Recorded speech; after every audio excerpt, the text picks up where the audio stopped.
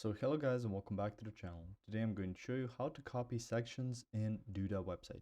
So the first thing you want to do once you open up your Duda website builder, you can see on the left layers, you can see theme, pages, widgets, media, content, personalized, sell online, blog, app store, and so on. So through here you can see the header. So you can see how it works, how you can use that part of the page. So that's a section. You can see it's called a section. Even this right here, spacer, you can see section, column, spacer. So through that section, which is all of this. And if you want to just use it more than once and you want to copy that section, so you can click on more actions and you can see, so let's choose it through here.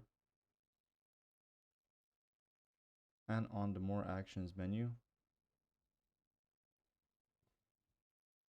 once you open that, and you can scroll all the way down to see all the options that more actions button offers you. You can see hide from, set as anchor, add link, lock editing, connect to data, edit CSS. You can see save a section, and you can see the option copy.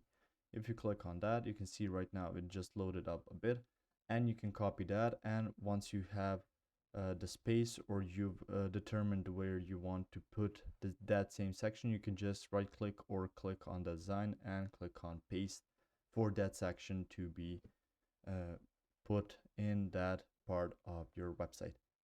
If you found this information helpful or useful, you can like the video. You can also share the video. You can subscribe to the channel and click the notification bell to get notified about new videos on Duda website or some other topics you might find interesting as well. Thank you very much for watching this video, and as always, I will see you guys in the next one. Goodbye.